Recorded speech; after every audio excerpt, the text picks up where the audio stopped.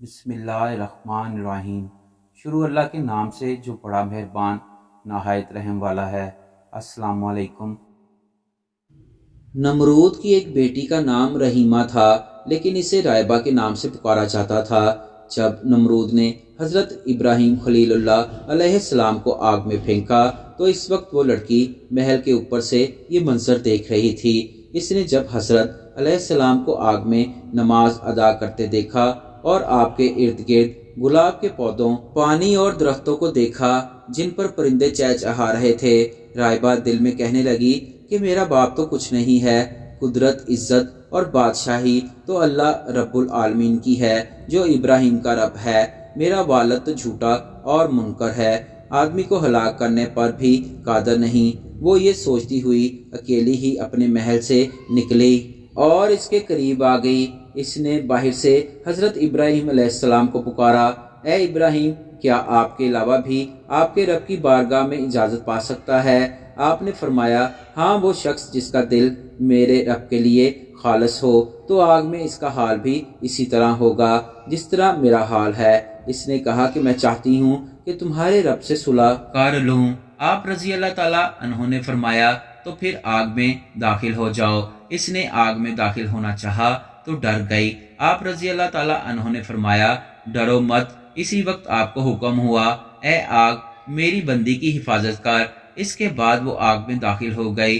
वो जिस जगह पांव रखती, अल्लाह के हुक्म से वहां से आग ठंडी हो जाती। इस तरह वो चलते चलते हजरत इब्राहीम अलैहिस्सलाम के पास पहुंच गई और कहने लगी, ला इलाहा इल्लल्लाह इब्राहीम खलीलुल्लाह, मैंने ये इरादा कर लिया कि मैं जब तक जिंदा रहूंगी आपके दीन को नहीं छोड़ूंगी और अपने जालम सरकश वालद को भी दावत दूंगी। हो सकता है कि वो मेरी नसीहत मान ले।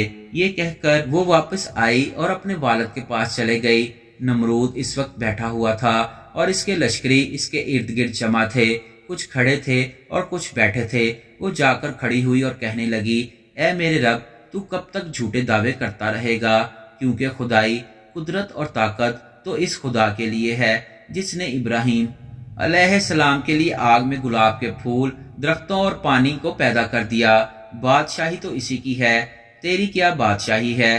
तू तो एक आदमी को गजनत पहुंचाने से आजिज है और इस पर कादर नहीं। साथ ही इसने कलमा पढ़ा, ला इलाहा इल्लल्लाह इब्राहीम रसूलुल्लाह। इसका लानती बाप ये सुनकर गुस्से में आ गया और इससे कहने लगा, अपने दीन से फिर जा, अपनी जान पर जुल्म न कर, वरना मैं तुझे ऐसी सजा दूंगा कि दुनिया वाले इससे इबरत हासिल करेंगे।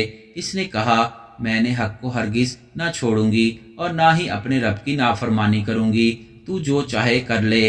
इसने ये सुनकर अपने कारिंदों को हुक्म दिया तो उन्होंने इसके कपड़े उतार दिए और इसे पीटना शुरू कर दिया। वो अपने दीन से ना फिरी। फिर नमरूद ने इसके दोनों हाथ काट देने का हुक्म दिया। इसके करिंदों ने इसके दोनों हाथ काट दिए, लेकिन इस अल्लाह की बंदी ने उफ तक न की। फिर नमरूद ने इसे मुख्तलिफ सजाएं दी, लेकिन वो अपने दीन पर डटी रही। हत्ता कि अल्लाह ताला ने एक फरिश्ते को वही फरमाई कि वो जन्नत में जाए और वहां से एक आला पोशाक लेकर इसके पास जाए। फरिश्ता पोशाक लेकर इसके पास गया और पोशाक इसको दे दी और साथ ही अपने नूरानी पर इसके बदन पर मले तो इसके तमाम जख्म अल्लाह के हुक्म से ठीक हो गए। इसने वो पोशाक पहन ली। फिर एक तेज हवा आई और इसे उड़ाकर एक अनजाने मुकाम पर ले गई, जिसके बारे में अल्लाह ही बेहतर जानता है।